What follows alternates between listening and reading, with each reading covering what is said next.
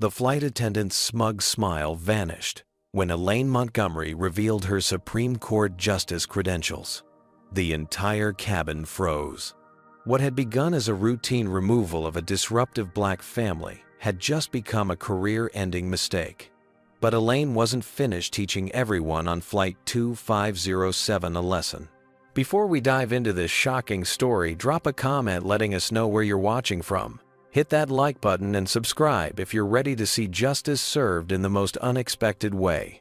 Now let's see how this family's ordinary trip turned into a powerful moment that changed airline policy forever. The Montgomery family had been planning this trip for months. Justice Elaine Montgomery checked her watch as they approached the airline counter at Reagan National Airport. Her husband Terrence, one of the nation's top neurosurgeons at Johns Hopkins, stood beside her with their two children, 16-year-old Malcolm and 12-year-old Zoe. They were headed to Atlanta for Elaine's niece's wedding, a rare family gathering that everyone had been looking forward to. First class to Atlanta reservation under Montgomery, Elaine said, sliding her ID and credit card across the counter. The ticket agent glanced at the cards, then up at the family dressed comfortably for travel in jeans and casual shirts. Her eyebrows raised slightly as she looked back at the computer. First class. Let me double-check that for you, the agent said, typing with exaggerated care. Are you sure you're in the right line? Terrence placed a gentle hand on Elaine's back. After 20 years of marriage, he could feel her tension without seeing her face. Yes, we're certain, he said calmly. After verifying their reservation 3 times, the agent reluctantly handed over their boarding passes. Gate 22. Boarding begins in 45 minutes. Thank you, Elaine responded with professional courtesy, though her smile didn't reach her eyes. As they walked towards security, Malcolm adjusted his expensive noise-canceling headphones, a gift from his parents, after making the honor roll for the 4th consecutive semester. Remember what we talked about, Terrence said quietly to his children as they approached the TSA checkpoint. Just stay calm and follow instructions. What should have been a routine screening turned into a 15-minute ordeal. While other passengers moved swiftly through all 4, Montgomerys were pulled aside for random additional screening. Sir, where did you get these headphones? A TSA officer asked Malcolm, inspecting his Bose Quiet Comfort. They were a gift from my parents. Malcolm answered, his voice carefully controlled, despite the irritation flashing in his eyes. Pretty expensive gift, the officer remarked, turning them over before finally returning them. Zoe looked up at her mother, confusion on her young face. At 12, she was old enough to notice the disparity in treatment, but young enough to still be hurt by it. Elaine squeezed her daughter's shoulder reassuringly. It's okay, sweetheart, she whispered. Just part of travel these days. But they both knew it wasn't just part of travel. It was part of something much deeper, something that Elaine had fought against her entire career. Once, through security, the family regrouped at a quiet corner near their gate. Everyone okay? Terrence asked, his eyes doing a quick assessment of his family's emotional state. I'm fine, Dad, Malcolm said, though the tightness in his jaw suggested otherwise. Elaine checked her phone, momentarily distracted by an email from her clerk about an upcoming opinion. As a Supreme Court justice, her work never truly stopped, even on family trips. She had made history as only the 3rd black woman ever appointed to the nation's highest court, but today she was simply a mother and wife trying to travel with her family. Remember why we're going, Terrence said to everyone. Cousin Jasmine's wedding is going to be beautiful and Grandma will be there too.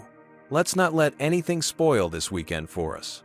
Zoe nodded, her mood brightening at the thought of seeing her extended family and wearing the new dress they had bought for the occasion. When boarding began, the Montgomerys lined up with the other first-class passengers. As the gate agent scanned their boarding passes, her eyes widened slightly. Enjoy your flight, she said, her tone noticeably different than it had been with the passengers ahead of them. As they walked down the jet bridge, Elaine mentally prepared herself for the flight ahead. 20 years in the legal system, including 5 on the Supreme Court bench, had taught her to recognize the patterns of bias that pervaded everyday life. But it had also taught her when to fight. and when to simply document.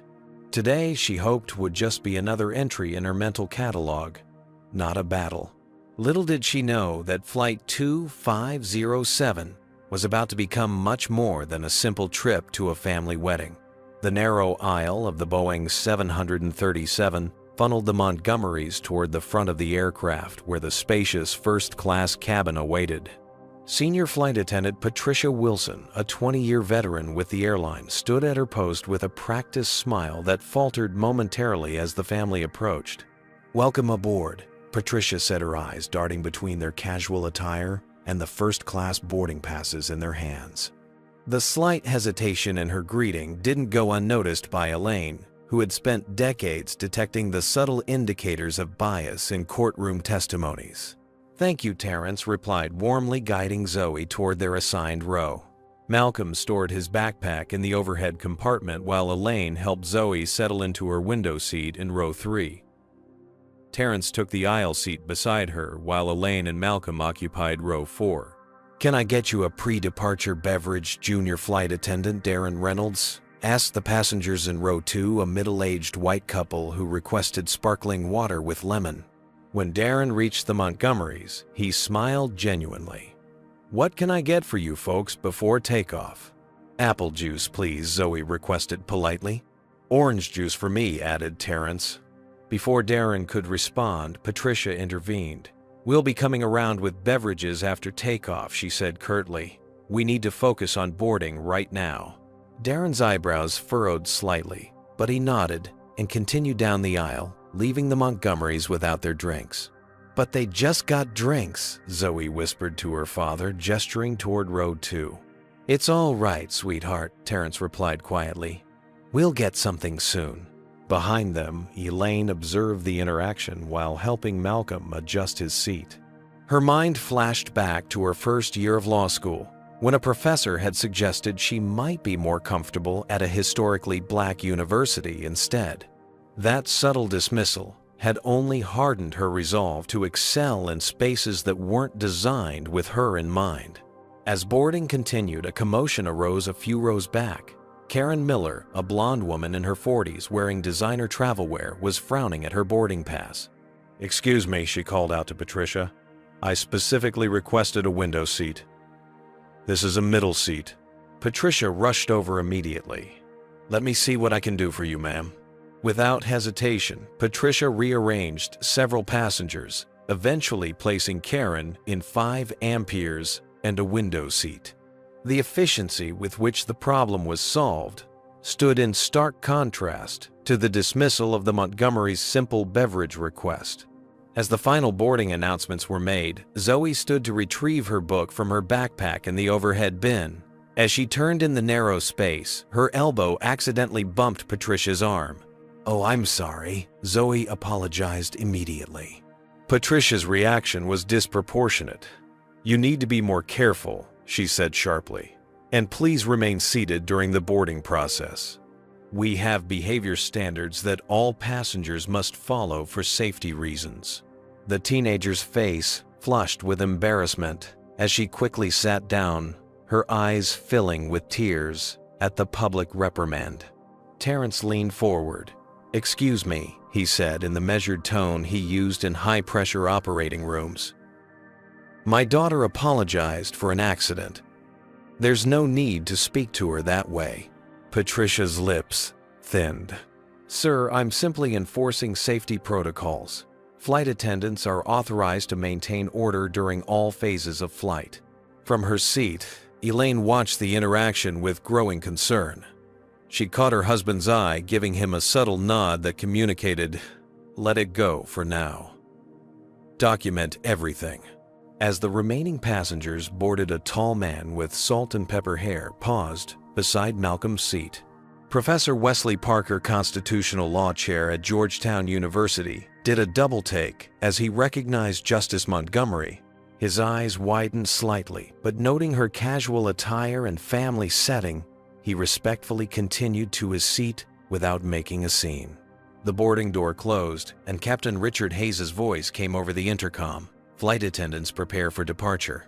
As the safety demonstration began, Patricia deliberately avoided eye contact with the Montgomery family, while Darren tried to compensate with an extra friendly smile toward Zoe, who was still visibly upset by the earlier confrontation. Elaine pulled out her notebook, ostensibly to jot down wedding gift ideas, but began methodically documenting the time, names, and details of each interaction. In her decades of fighting for equality through the legal system, one lesson had proven invaluable time and again: evidence matters. Mom, Malcolm whispered, leaning across the aisle. "You're in Supreme Court mode." Elaine smiled at her perceptive son. "Just habit," she replied softly. "How are you holding up?" Malcolm shrugged. "Nothing new. Just another day being black in America." The resignation in her son's voice stirred something in Elaine's chest. At 16, he was already too familiar with the subtle indignities they were experiencing. She thought of the cases on her docket, of the systemic issues she worked to address through her jurisprudence. But in moments like these, the distance between legal theory and lived reality felt vast. As the plane pushed back from the gate, Elaine took a deep breath and centered herself. The weekend was about family, about celebrating her niece's wedding. Whatever tensions had arisen during boarding, surely they would dissipate during the short flight to Atlanta. Unfortunately for everyone on Flight 2507, the journey was just beginning. 20 minutes after takeoff, the seatbelt sign illuminated with a soft ping. Captain Hayes' voice crackled over the intercom. "Folks, we're expecting some turbulence ahead. Flight attendants, please suspend service and secure the cabin. Everyone needs to return to their seats and keep those seatbelts fastened." Patricia and Darren quickly collected half-filled glasses and secured the service carts. The plane hit a pocket of rough air, causing several passengers to gasp as it dropped suddenly before stabilizing. 3 rows behind the Montgomerys, a middle-aged white businessman unbuckled his seatbelt and stood up. Patricia noticed him immediately. "Sir," she said in a conversational tone, "the captain has asked everyone to remain seated due to turbulence." "Just need to grab something from the overhead," he replied. "Please make it quick," Patricia responded with an understanding smile. Elaine watched the interaction while pretending to read her book. The contrast in Patricia's demeanor compared to her earlier harshness toward Zoe was striking. After several minutes, the plane seemed to find smoother air. Zoe turned to her father with an urgent expression. "Dad, I really need to use the restroom," she whispered. Terrence checked to see if the seatbelt sign was still illuminated. It was. "Can you wait until they turn off the sign, sweetheart?" Zoe squirmed uncomfortably. "I don't think so. It's an emergency." Terrence caught Patricia's attention as she passed. "Excuse me, my daughter needs to use the restroom urgently. Is it possible for her to go quickly?" Patricia frowned. "The seatbelt sign is still on. Safety protocols require all passengers to remain seated." "I understand," Terrence replied, "but it's an emergency." "She'll have to wait," Patricia insisted before walking away. Zoe's discomfort was obvious, and Terrence shared a concerned look with Elaine across the aisle. Just then, the captain's voice returned. "Folks, looks like we've cleared that rough patch. Flight attendants, you can resume service. Passengers, you're free to move about the cabin, but keep those seatbelts fastened when seated." The seatbelt sign turned off with another ping. "Go ahead," Zoe, Terrence said, standing to let her out. Zoe quickly made her way toward the front lavatory. As she approached, Patricia stepped directly into her path, blocking access to the restroom. "Where do you think you're going?" Patricia demanded loudly. Zoe's voice came out small. "The restroom. The seatbelt sign is off now." "I didn't give you permission to get up," Patricia said. "Return to your seat immediately." Terrence, seeing his daughter's distress, unbuckled his seatbelt and approached. "Excuse me, the captain just announced we're free to move around. My daughter needs to use the restroom." Patricia turned to Terrence with a hard stare. "Sir, I need you to return to your seat as well. Your daughter was being disruptive by ignoring my previous instructions." "What previous instructions?" Terrence asked, confusion evident in his voice. "The captain just said we could move around." She attempted to get up, while the seatbelt sign was on, Patricia claimed, although Zoe had only stood up after the announcement. Malcolm, witnessing the confrontation, discreetly took out his phone and began recording. Elaine remained seated, observing carefully, while continuing to document every word in her notebook. "That's not true," Zoe protested, tears welling in her eyes from the combination of embarrassment and physical discomfort. "I only got up when Dad said I could." Several nearby passengers were now watching the interaction with uncomfortable expressions. "I don't appreciate your tone," Patricia said, her voice rising. "This kind of behavior is unacceptable." "What behavior?" Terrence asked, struggling to maintain his composure. "My daughter simply needs to use the restroom, which is her right now that the seatbelt sign is off." "You allowed another passenger to get up during turbulence, but you're preventing my 12-year-old daughter from using the restroom when it's clear." Patricia's face flushed. "Sir, do not raise your voice at me. I am responsible for safety on this aircraft, and I determine when passengers can move about the cabin." "You're not being consistent in how you apply those rules," Terrence pointed out firmly. A white passenger from row 5 interrupted. "Just let the kid use the bathroom. What's the big deal?" Patricia ignored the comment and pressed a call button on the nearby panel. "I'm going to have to ask for backup if you continue to be confrontational," she said to Terrence. "Confrontational?" Terrence repeated incredulously. "I'm advocating for my daughter's basic needs." Darren appeared in response to Patricia's call. His expression showed concern as he assessed the situation. "What's happening, Patricia?" he asked. "This family is being disruptive and challenging my authority," Patricia stated. "The daughter ignored safety instructions, and now the father is becoming aggressive." "I'm not being aggressive," Terrence clarified for Darren. "My daughter needs to use the restroom. The seatbelt sign is off. Another passenger was allowed to get up during turbulence with no issue, but my daughter is being blocked now that it's clear."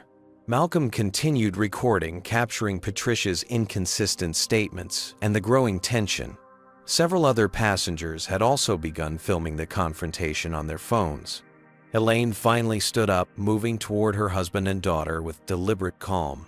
"Darren," she addressed the junior flight attendant directly, "is there a specific airline policy that prevents passengers from using the lavatory when the seatbelt sign is off?" Darren hesitated, clearly uncomfortable. "No, ma'am. Passengers are permitted to use the lavatories when the sign is off."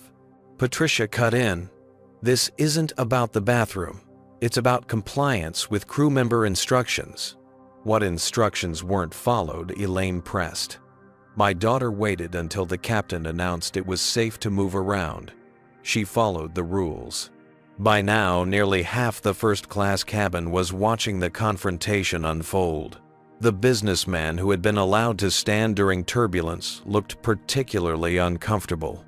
"This is ridiculous," another passenger muttered audibly. Patricia turned to Darren. "Call the captain and tell him we have a situation. These passengers are disrupting the flight." As Darren hesitated, Elaine maintained her composed demeanor. "Before you do that, I'd suggest considering whether this escalation is necessary or appropriate. My family has complied with all safety regulations.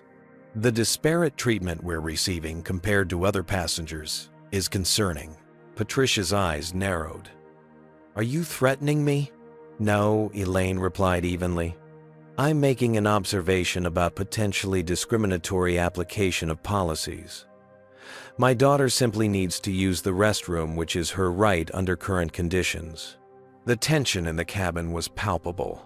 Zoe stood frozen between her parents, humiliated and still in urgent need of the bathroom. Malcolm continued recording, his jaw clenched in silent fury. And around them, a plane full of passengers watched as what should have been a routine flight descended into a showcase of the exact kind of discrimination that Justice Elaine Montgomery had spent her career fighting against. The captain's voice crackled over the intercom, interrupting the tense standoff. "Ladies and gentlemen, this is Captain Hayes speaking. I've been informed of a situation in the cabin. I need everyone's cooperation with our flight crew to ensure a safe and comfortable flight for all passengers." Patricia shot a triumphant look at the Montgomery family. The captain has been notified. Now I'm going to ask you all to return to your seats immediately. My daughter still needs to use the restroom. Terrence insisted, his arm protectively around Zoe's shoulders. Darren stepped forward, his discomfort evident. Patricia, maybe we should let the young lady use the facilities first and then discuss this. Patricia's eyes flashed with anger at the public contradiction. I've made my decision, Darren. This family has been non-compliant since boarding. By now, the commotion had drawn attention from passengers in the main cabin as well. Heads peeked around seats and over shoulders to witness the unfolding drama. The ground crew has been notified, Patricia announced loudly enough for nearby rows to hear. They're preparing for passenger removal before we continue to Atlanta. A collective murmur swept through the cabin. Elaine maintained her composure, though her eyes reflected a calculated intensity. Removal, Malcolm repeated, still recording. For what, exactly? For failure to comply with crew member instructions, which is a violation of federal aviation regulations, Patricia stated firmly. What specific regulation has been violated? Elaine asked calmly. I'd appreciate the exact code and subsection you're referring to. Patricia faltered momentarily before recovering. I don't have to cite specific regulations. As a flight attendant, I have the authority to determine when a passenger is being disruptive. Zoe, still caught in the middle of this confrontation, looked utterly mortified. Tears streamed down her face as she whispered, I just really need to use the bathroom. Several passengers around them began openly filming now. A woman from row 7 stood up. This is ridiculous. Let the child use the restroom. Ma'am, please return to your seat, Patricia ordered. Elaine turned to address the other passengers directly. I apologize for the disruption to your flight. This situation could be resolved simply by allowing my daughter to use the facilities, which is permitted now that the seatbelt sign is off. Patricia pressed her call button again, this time holding it down longer. Security issue in first class, she spoke into her handheld phone. The cockpit door opened, and Captain Richard Hayes emerged, his expression stern as he surveyed the scene. At 58, the veteran pilot had handled numerous in-flight incidents during his career, but the tension in the cabin was palpable even to him. What seems to be the problem here, he asked, directing his question to Patricia first. Patricia quickly responded, Captain, this family has been disruptive since boarding. They've ignored safety instructions, challenged crew authority, and are refusing to comply with direct orders to return to their seats. The captain turned to the Montgomerys. Sir, ma'am, I need to ask you to return to your seats so we can continue our flight. Terrence spoke calmly but firmly. Captain, my daughter asked to use the restroom after your announcement that passengers could move about the cabin. Your flight attendant denied her for no apparent reason while allowing other passengers similar movement. We're simply asking for equal treatment. Captain Hayes looked at Patricia questioningly. The seatbelt sign is off, correct? Yes, but Patricia began. Darren finally spoke up. Captain, if I may, there seems to be a misunderstanding. The young lady waited until the seatbelt sign was off before getting up. I believe there may have been some inconsistency in how our policies were applied. Patricia's face reddened. That's completely unprofessional, Darren. You're undermining my authority in front of passengers. The captain raised a hand to quiet them both, looking increasingly concerned about the escalating situation. Let's all take a breath here. From row 8, Professor Wesley Parker stood up. Captain, if I may add something. I've been observing this situation, and there appears to be a clear disparity in how this family is being treated compared to other passengers. Sir, please return to your seat, Patricia snapped. This doesn't concern you. Actually, Wesley continued addressing the captain directly as a law professor specializing in civil rights. I feel obligated to note that what I'm witnessing raises significant concerns about discriminatory treatment. Patricia turned to the captain. These people are causing a disruption that's affecting the entire flight. I recommend we have them removed before departing the gate area. Her use of the phrase, these people, caused another murmur to ripple through the cabin. Malcolm's grip tightened on his phone as he continued recording. The captain looked increasingly uncomfortable as he assessed the situation. "Patricia, let's discuss this privately." He gestured toward the galley area. "Have you noticed how this entire conflict could have been avoided if the flight attendant had simply allowed a child to use the bathroom? Comment number 1. If you think this kind of discrimination happens more often than we realize. Drop a like if you believe everyone deserves equal treatment regardless of their appearance. Subscribe if you want to see more stories about people standing up against injustice. What would you do if you were in Elaine's position? Would you reveal your identity as a Supreme Court justice immediately, or document the discrimination first? And what do you think happens next when the captain learns who he's really dealing with? The next part of this story contains a revelation that left everyone on that plane speechless. As Captain Hayes and Patricia stepped aside for their private discussion, the tension in the cabin remained high. Passengers whispered among themselves, many still recording the scene on their phones. Zoe, given a momentary reprieve from being the center of attention, looked pleadingly at her mother. "Go ahead, sweetheart," Elaine said, softly gesturing toward the lavatory that was now unblocked. Terrence accompanied his daughter to the door, standing guard while she finally got to use the facilities. In the galley, Patricia's hushed voice carried just enough for those in the first few rows to hear fragments of her insistence that the family was being deliberately provocative and needed to be made an example of. Malcolm shook his head as he continued recording. "Unbelievable," he muttered. Elaine placed a calming hand on her son's shoulder. "Keep documenting," she instructed quietly. "But remember what we've discussed about maintaining your composure in these situations."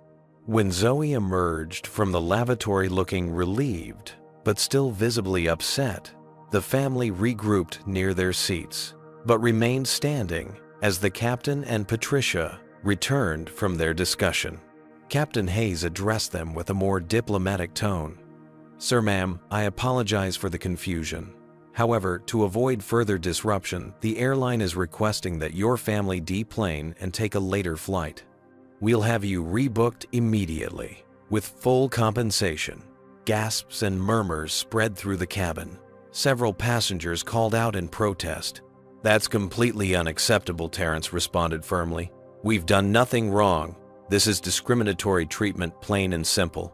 If they're being removed, you'll have to remove me too," called the woman from row 7. "I witnessed everything." "And me," added another passenger. Patricia's expression hardened. "Captain, should I call for security to assist with the removal? They can be placed on the no-fly list for refusing to comply." The situation was escalating beyond control. Elaine, who had been meticulously observing and documenting every interaction, finally decided it was time. "Captain Hayes," she said, her voice carrying the measured authority that had commanded the highest courtroom in the nation, "before you make a decision that could have serious repercussions for this airline, I believe there's something you should know."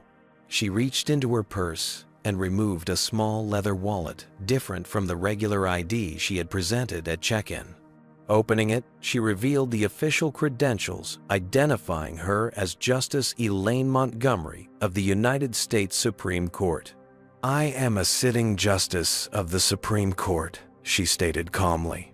"My family and I have been subjected to discriminatory treatment from the moment we boarded this flight.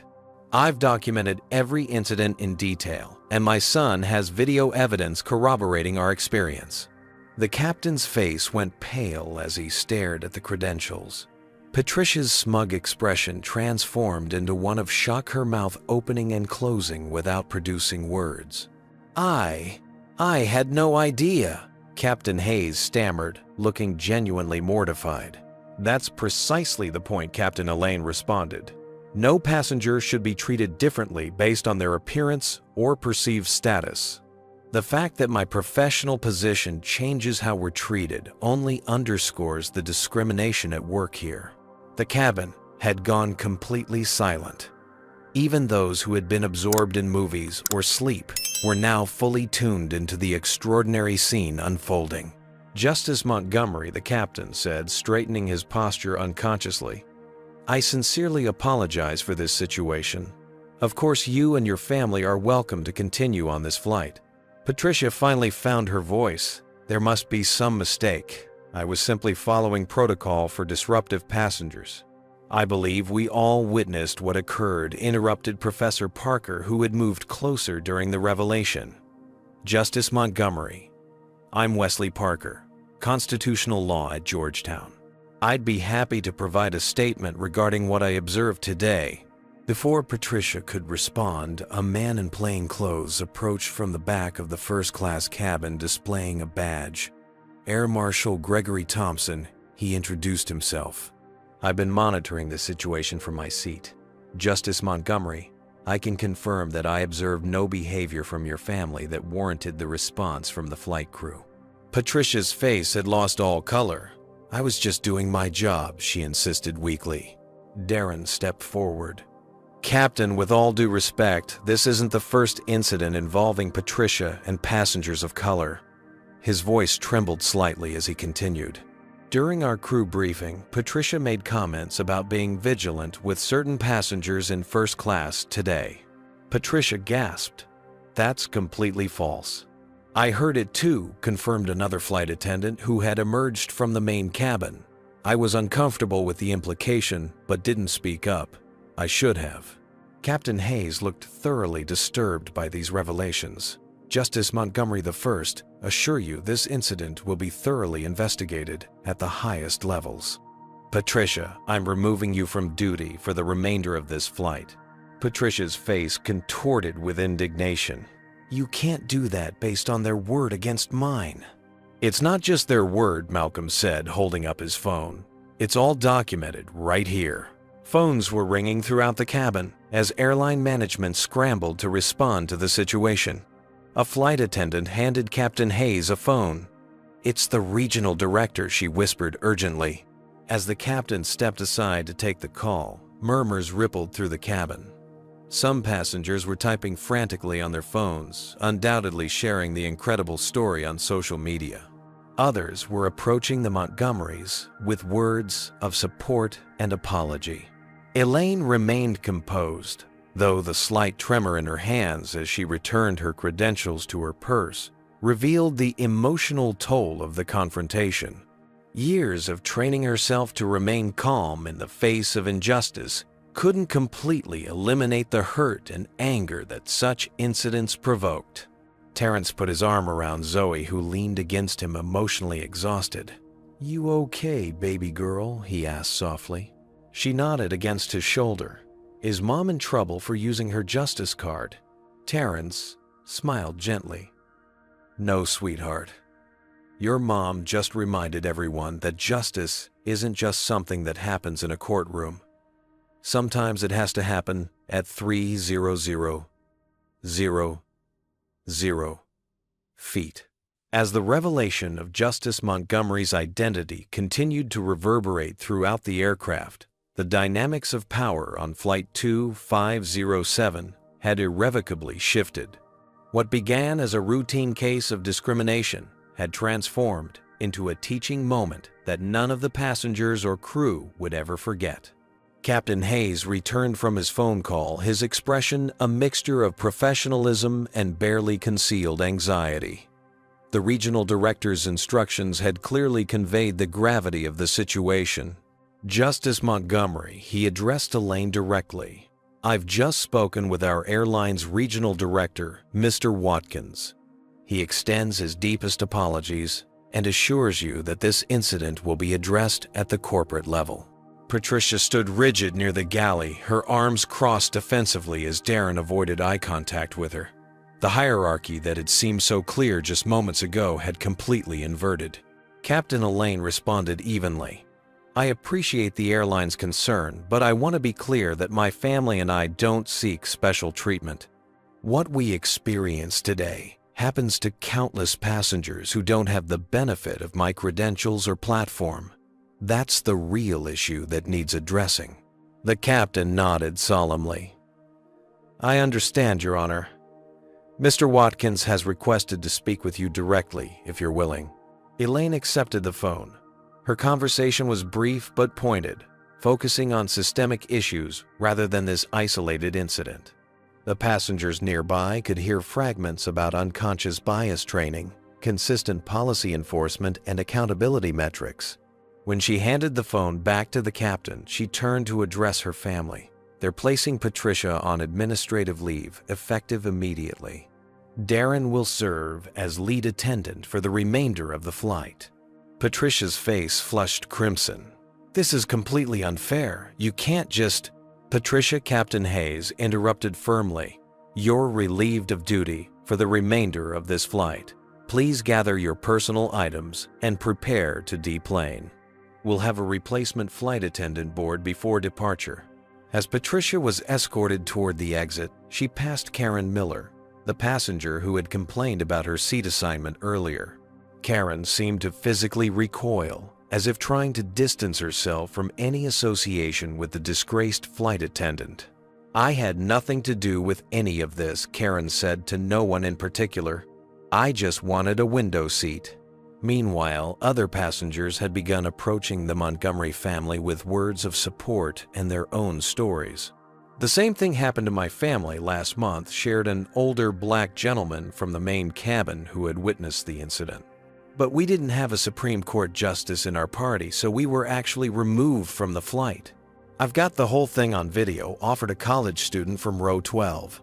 I'd be happy to send it to you if it helps document what happened. Professor Parker approached again. Justice Montgomery, I'd like to formally offer my statement as a witness. What occurred today was a textbook example of disparate treatment based on racial bias. Air Marshal Thompson also provided his card. I'll be filing an official report about this incident. In my 10 years as an air marshal, I've observed numerous similar situations. Your family handled this with remarkable composure. Darren, now in charge of the first-class cabin, approached with visible nervousness. Justice Montgomery. Dr. Montgomery, I want to personally apologize for not intervening sooner. The captain has asked me to ensure your family has everything you need for the remainder of the flight. Elaine regarded the young flight attendant thoughtfully. Thank you, Darren. Your eventual willingness to speak the truth, despite the professional risk, made a difference today. That takes courage. Darren lowered his voice. You should know, Patricia has done this before. There have been complaints, but somehow they never seem to result in any action. Captain Hayes returned from escorting Patricia off the plane. We'll have a replacement flight attendant boarding momentarily, and then we'll be on our way.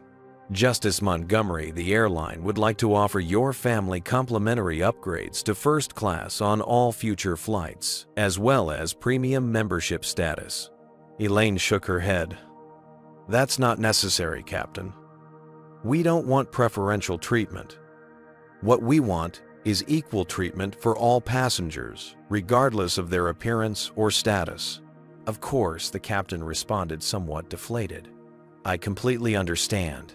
As the replacement flight attendant boarded and preparations for departure resumed, the Montgomery family gathered for a private conversation about how to proceed. Should we even stay on this flight? Malcolm asked, his voice low. We could file a formal complaint and take another airline. Terrence looked to his wife. After 20 years of marriage, these decisions were always made as a partnership with respect for each other's perspectives. What do you think, Elaine? He asked. Elaine considered the question, carefully weighing multiple factors, as she did when deliberating on the bench. I think we stay, she finally decided. Leaving would send the message that we were the problem. By continuing our journey, we demonstrate resilience and reinforce that we have every right to be here. Zoe, who had been uncharacteristically quiet since using the restroom, finally spoke up. I just want to get to Cousin Jasmine's wedding, she said softly. And I don't want to be on the news or anything. Elaine stroked her daughter's hair gently. I understand, sweetheart. We'll do our best to protect your privacy through this. Malcolm put his phone away, having stopped recording once the immediate conflict was resolved. "Mom, I think you should use this. You're in a position to actually make changes happen." Elaine nodded thoughtfully at her son's observation. The incident highlighted exactly the kind of systemic issues she worked to address through her jurisprudence.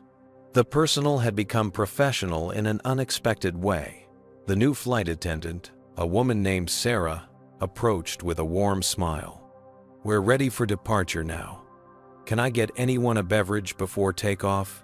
As the plane finally pushed back from the gate nearly 45 minutes behind schedule, Elaine gazed out the window at the airport terminal, reflecting on how quickly an ordinary family trip had transformed into something much more significant. The power dynamics had shifted, yes, but the larger issues remained. One incident resolved didn't change the patterns that made such incidents routine for so many families like hers. What did change, however, was her resolve to use this experience as fuel for the important work ahead, both in the courtroom and beyond. As Flight 2507 climbed to cruising altitude, an unusual atmosphere permeated the cabin. The new crew moved with exaggerated professionalism, treating every passenger with identical courtesy, while taking special care not to appear as though they were giving the Montgomerys preferential treatment. The captain's occasional announcements carried an undertone of heightened formality. Once the seatbelt sign turned off, Sarah approached the Montgomery family with a gentle smile. "Justice Montgomery, Dr. Montgomery, would you care for something to drink? We have a full selection available." After their orders were taken with impeccable courtesy, Elaine turned to Terrence in the seat beside her. They had switched places after the incident, allowing Zoe to sit with Malcolm, who was helping distract her with a game on his tablet. "We need to talk about how to handle this once we land," Elaine said quietly. "This is going to get out regardless of what we do." Terrence nodded, his expression thoughtful. As a neurosurgeon who routinely made life-altering decisions under pressure, he approached problems with methodical clarity. "The question is whether we take a formal stand or try to minimize it for the kids' sake." "That's exactly it," Elaine agreed. "Part of me wants to file a formal complaint push for systemic change, use my position to force accountability. But another part wants to protect our family from becoming a media spectacle." Terrence finished her thought. Malcolm's footage would make a compelling case, Elaine noted. But releasing it means Zoe's humiliation becomes public, and Malcolm would be thrust into a spotlight he didn't ask for. Their conversation paused as Sarah returned with their drinks, placing them carefully on their tray tables with cocktail napkins. "Thank you," Elaine said warmly. "Sarah, you're doing a wonderful job under difficult circumstances." The flight attendant's professional composure cracked slightly, revealing genuine appreciation. "Thank you, Justice Montgomery. That means a lot." After Sarah moved on to other passengers, Terrence lowered his voice further. "You know this is what you've been fighting against your entire career. The same bias that shows up in sentencing disparities and jury selection was on display today in who gets to use the bathroom without question." Elaine nodded, a familiar weight settling in her chest. "The irony isn't lost on me. I can write opinions that shape constitutional law, but can't guarantee my daughter will be treated with basic dignity on a commercial flight." She glanced across the aisle where Zoe was now sleeping against Malcolm's shoulder, emotionally exhausted from the ordeal. Her son caught her eye and gave a small nod of understanding beyond his 16 years. "Mom," he said, quietly, careful not to wake his sister. "People need to see what happened, not just hear about it, see it." "I know," Elaine acknowledged, "but I'm concerned about the impact on you and Zoe." "I'm not," Malcolm responded with conviction. "This happens every day to people who don't have Supreme Court justices for parents. At least we can do something about it." From the row behind them, Professor Parker leaned forward respectfully. "Excuse me, Justice Montgomery. I couldn't help overhearing. If I may offer a perspective." Elaine turned slightly. Of course, Professor. What happened today exists in a legal gray area that makes accountability difficult. It's precisely the type of death by 1,000 cuts discrimination that's hardest to address through traditional legal channels, Parker explained. Having documentation of a clear-cut case could provide valuable precedent. I've been thinking the same thing, Elaine admitted. The challenge is balancing the public good against my family's privacy. Their conversation was interrupted by a passenger who approached hesitantly from the main cabin. Excuse me, Justice Montgomery. My name is David Chen. I'm a civil rights attorney with the Equal Justice Initiative. I witnessed what happened, and I want you to know there are at least 20 passengers willing to provide statements. Thank you, Mr. Chen, Elaine responded. I appreciate that information. As David returned to his seat, Elaine noticed several other passengers watching their interaction. The news of her identity had clearly spread throughout the aircraft. Her phone vibrated with an incoming call, the airline CEO himself, according to the screen. Elaine declined it for now, making a note to return the call after speaking further with her family. They're in full damage control mode, Terrence observed. Yes, Elaine agreed. They're worried about a lawsuit and bad publicity. What they should be worried about, Malcolm interjected, is how many other families have been removed from flights without anyone knowing or caring. Elaine reached across the aisle to squeeze her son's hand. When did you become so wise? I had good teachers, he replied with a small smile. The flight continued with the Montgomerys receiving occasional supportive comments or notes from other passengers. Some shared their own experiences with discrimination in travel, creating an impromptu community of understanding that transcended the usual anonymity of air travel. As they began their descent into Atlanta, Elaine had made her decision. This incident painful, as it was provided an opportunity to address systemic issues that affected countless travelers who lacked her platform and protection. I think we need to be strategic, she told Terrence. Not a lawsuit that would make it about money and individual blame. Instead, we use Malcolm's footage, selectively focus on policy changes, and protect Zoe's privacy as much as possible. Terrence nodded in agreement. A teaching moment rather than a punitive one. Exactly, Elaine confirmed. We don't need Patricia fired as much as we need every flight attendant properly trained and held accountable. As the plane's wheels touched down in Atlanta, the Montgomery family had transformed what could have been simply a traumatic experience into the beginning of something potentially meaningful. The deeper issues of bias, power, accountability, and justice that Elaine grappled with professionally had manifested in their personal lives, creating an unexpected bridge between her work on the bench and the lived experiences that informed her jurisprudence. The seatbelt sign turned off for the final time on Flight 2507, but the journey toward addressing the inequities it had exposed was just beginning. Hartsfield-Jackson Atlanta International Airport bustled with its usual frenetic energy as Flight 2507 taxied to the gate. Through the aircraft windows, the Montgomery family could see an unusual, welcoming committee assembled on the jetway. 3 suits identifiable as airline executives by their badges, accompanied by 2 individuals with airport security insignia. Looks like we've got a reception, Terrence observed. Captain Hayes's voice came over the intercom one final time.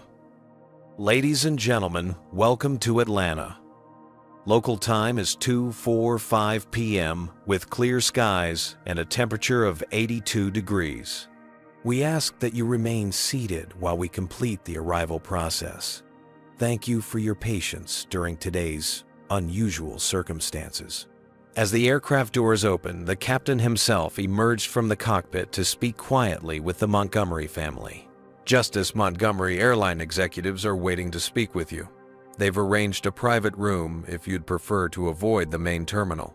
Elaine glanced at Zoe, who looked apprehensive about facing more attention. Thank you, Captain. We'd appreciate some privacy. As the family gathered their belongings, other passengers offered supportive comments and contact information. Professor Parker handed Elaine his card with a handwritten note on the back. For whatever you decide to do next, he said respectfully. The executives greeted the family with practiced corporate contrition as they deplaned. Justice Montgomery. I'm Edward Barnes, Regional VP of Customer Experience. This is our Chief Compliance Officer, Vanessa Wright, and our Director of Flight Operations, James Lawson. We can't express enough how deeply we regret today's incident. Perhaps we could discuss this somewhere less public, Elaine suggested, noting several passengers filming with their phones. They were escorted through a staff corridor to a private conference room typically reserved for high-level airline meetings. Zoe and Malcolm exchanged glances, both uncomfortable with the special treatment that came as a direct result of their mother's position. Once seated in the tastefully appointed room, Edward Barnes launched into what sounded like a rehearsed speech. Justice Montgomery, on behalf of the entire airline, I want to extend our sincerest apologies for the treatment your family experienced. We've already placed Flight Attendant Wilson on administrative leave pending a full investigation, and we're prepared to offer your family comprehensive compensation, including lifetime premium status, travel vouchers, and… Elaine raised her hand, interrupting the executive mid-sentence. Mr. Barnes, I appreciate your prompt response, but I'm not interested in preferential treatment or financial incentives. The executives exchanged nervous glances. What I am interested in, Elaine continued, is substantive change in how your airline addresses bias in customer service. My family isn't the first to experience this treatment, but we're among the few with enough power and documentation to demand accountability. Terrence placed Malcolm's phone on the conference table. My son recorded the entire incident. The footage clearly shows disparate treatment based on race. The color drained from Barnes's face as he eyed the phone. Of course, we take these allegations extremely seriously. They're not allegations, Malcolm stated firmly. It's documented evidence. Vanessa Wright, the compliance officer, leaned forward. Justice Montgomery, what specifically would you like to see happen here? I don't want Flight Attendant Wilson fired as a scapegoat while your systemic issues remain unaddressed, Elaine responded. I want comprehensive anti-bias training for all customer-facing staff, clear protocols for handling passenger needs that eliminate discretionary bias, transparent reporting of removal incidents broken down by race and gender, and an NEMARF, independent audit of your diversity and inclusion practices. The executives appeared surprised by the specificity of her demands, clearly having expected a traditional complaint focused on individual punishment and compensation. Those are substantial requests, Barnes said carefully.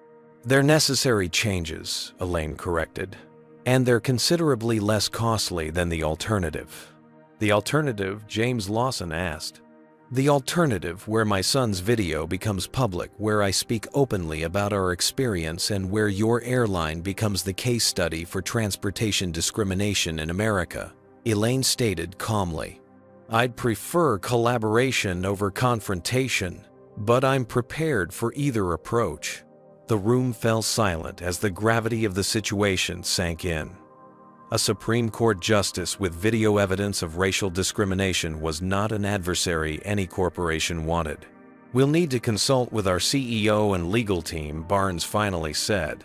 Of course, Elaine agreed. I'll expect your response within 48 hours. Now, if you'll excuse us, we have a family wedding to attend. As the family was escorted to their waiting car, Terrence squeezed Elaine's hand. That was impressive, counselor. Just doing my job, she replied with a small smile. Their driver navigated Atlanta's busy streets as the family processed the whirlwind of events. Zoe, who had remained quiet during the meeting with the executives, finally spoke up. Mom, are we going to be on the news? Elaine turned to her daughter, recognizing the vulnerability in her question. Not if you don't want to be, sweetheart. We can protect your privacy through this. It's just… Zoe hesitated. Some of my friends might see it. Malcolm put his arm around his sister's shoulders. And they'll see that you stood up to injustice. That's nothing to be ashamed of. The car pulled up to the elegant Peachtree Hotel, where the wedding festivities were already underway. As they entered the lobby, they were immediately embraced by Elaine's sister, Carmen, the mother of the bride. "You're finally here. We were getting worried when you didn't answer your phones," Carmen exclaimed, before noticing their solemn expressions. "What happened? Is everything okay?" They moved to a quiet corner of the lobby, where Elaine briefly recounted the incident. Carmen's expression shifted from shock to anger to sad resignation. "In 2023, we're still dealing with this," she muttered. "Wait until Mom hears." As if summoned by her name, Grandma Josephine appeared, leaning slightly on her cane, but still carrying herself with the dignity and strength that had guided the family through generations of struggle and triumph. "There are my babies," she announced, embracing each family member. When she reached Elaine, she held on a little longer. "I hear you had some trouble on that plane." "News travels fast," Elaine remarked with a raised eyebrow. "Your cousin Marcus works ground crew at the airport," Josephine explained. "Called me right away." The family retreated to a private suite to change for the rehearsal dinner, but not before Grandma Josephine pulled Elaine aside. "You know, in 1962, they removed me from a Greyhound bus in Tennessee for sitting in the wrong section," she revealed quietly. "No Supreme Court justice stepped in for me then." Elaine felt the weight of her grandmother's words, both the history they carried and the responsibility they conferred. "What would you have me do, Grandma?" she asked, genuinely seeking the wisdom of a woman who had navigated far more treacherous waters. Josephine patted her granddaughter's hand. "What you always do, baby. Use your position to make the path a little easier for those coming behind you." As the family prepared to join the wedding celebration, Elaine's phone buzzed with a notification. The airline CEO himself was requesting a virtual meeting for the following morning. The wheels of accountability had begun to turn, driven by the unique leverage her position provided. A privilege she recognized came with profound responsibility. The incident on Flight 2507 would need to be addressed, but for tonight, they would celebrate love and family.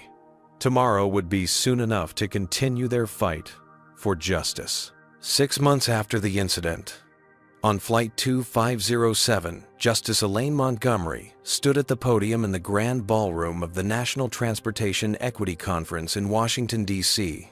The audience, a mix of industry executives, policymakers, civil rights advocates, and legal scholars, listened with rapt attention as she delivered the keynote address. Transportation has always been a frontier for civil rights in America.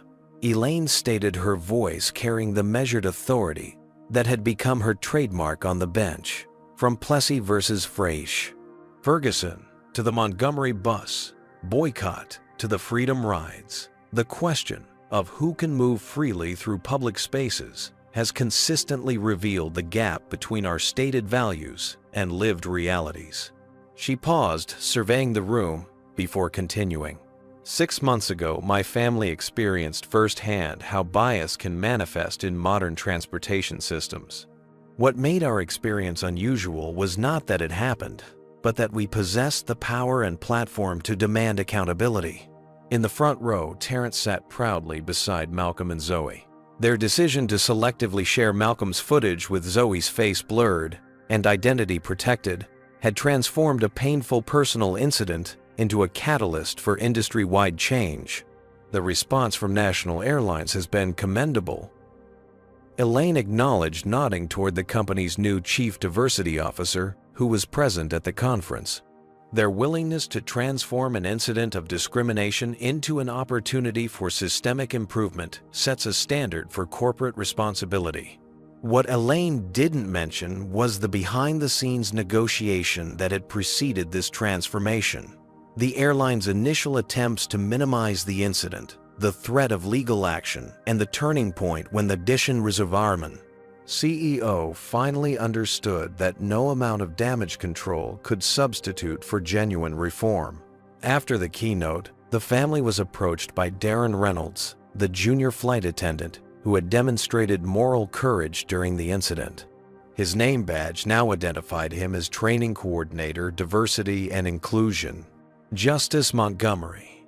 Dr. Montgomery. He greeted them with genuine warmth. "It's wonderful to see your family again, under better circumstances." "Congratulations on your promotion, Darren," Terrence responded, shaking his hand. "Thank you, sir. It's been an incredible opportunity to help reshape our training programs," Darren said. "We've completely revamped how we prepare flight attendants to handle passenger needs equitably. Your family's experience has become a case study in our curriculum." Malcolm, now sporting a college acceptance letter from Yale's pre-law program, asked, "What happened with Patricia Wilson?" "If you can say," Darren nodded. "She filed a wrongful termination suit claiming she was being scapegoated, but it was dismissed when evidence emerged of previous discriminatory incidents that had been swept under the rug. The arbitration revealed a pattern that couldn't be ignored." Across the room, Edward Barnes approached with uncharacteristic humility. "Justice Montgomery, your family's experience has transformed our company culture. Our customer removal incidents are down 68% overall, with the racial disparity gap nearly eliminated." "That's encouraging progress," Mr. Barnes-Elaine acknowledged. "We're also supporting the Transportation Equity Act that's currently moving through Congress," he added. "It would require all airlines to implement the same standards your case inspired at National."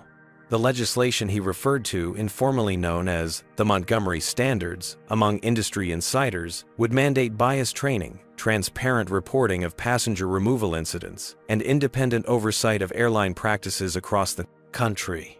Later that evening, as the family returned to their Washington home, Zoe shared some news of her own. "I started an advocacy group at school," she announced somewhat shyly. "We're called Students for Equitable Treatment. We're focusing on discrimination in school discipline policies." "That's wonderful, sweetheart," Elaine said, feeling a surge of pride at her daughter's resilience and growth. What could have been merely a traumatic experience had instead inspired Zoe to become an advocate in her own right. "How many members do you have?" Terrence asked.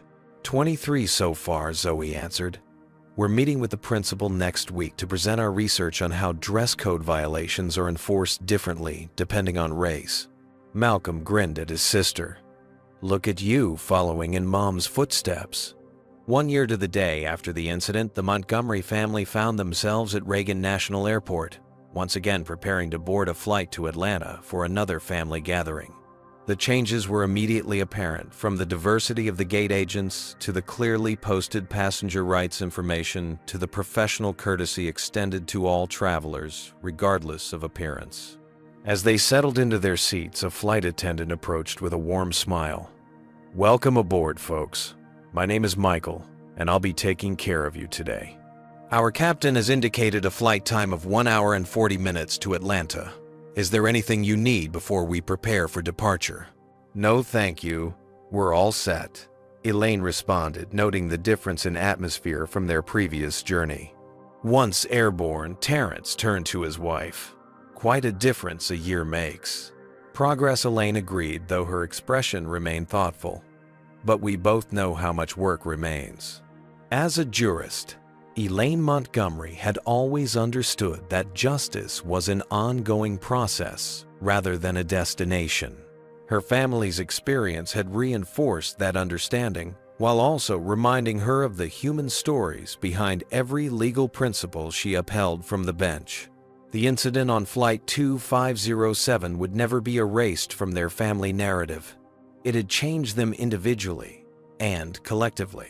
Teaching Malcolm about advocacy through documentation, showing Zoe the importance of speaking truth to power, reminding Terrence of the resilience he'd cultivated across decades of navigating predominantly white spaces, and connecting Elaine more personally to the legal principles she upheld professionally. Most importantly, it had transformed a private injury into a public good, creating ripple effects that would benefit countless travelers who would never know the Montgomery family by name, but would experience more equitable treatment because of their stand. As the plane cruised at 3,000 feet, Elaine gazed out the window at the patchwork landscape of America, below a nation still striving, however imperfectly, to deliver on its founding promise of justice for all. The work continued both in grand courtrooms and on ordinary commercial flights, one case and one conscience at a time. This powerful story highlights several crucial truths about discrimination in modern America. First, bias doesn't disappear with professional achievement. Even Supreme Court justices face racial prejudice when their status isn't visible. Second, the burden of proof falls unfairly on those experiencing discrimination, making documentation essential. Malcolm's quick thinking to record the incident provided irrefutable evidence that words alone couldn't convey. Third, speaking truth to power requires both courage and strategy. The Montgomery family didn't just react emotionally. They leveraged their unique position to create lasting change beyond their individual case. Fourth, true justice isn't about punishment but transformation. Elaine didn't seek Patricia's termination, but systemic reform that would benefit countless future travelers. Perhaps most importantly, this story reveals how privilege operates in America. The same discriminatory treatment that led to the Montgomery's confrontation results in countless others being removed from flights without recourse. The difference wasn't the incident itself, but the family's exceptional ability to demand accountability. Have you ever witnessed discrimination like what happened to the Montgomery family? Would you have the courage to speak up, or would fear keep you silent? Share your thoughts in the comments about whether you believe these incidents are isolated or part of a larger pattern in our society. If this story about confronting racism resonated with you, please hit that like button and subscribe to support more content that examines difficult social issues with nuance and depth. Share this video with someone who might need to understand how discrimination affects even the most accomplished Americans. Thank you for joining this important conversation about justice, accountability, and the ongoing work of building a more equitable society. Remember that each of us has the power to document, speak up, and demand better, even when we don't wear judicial robes.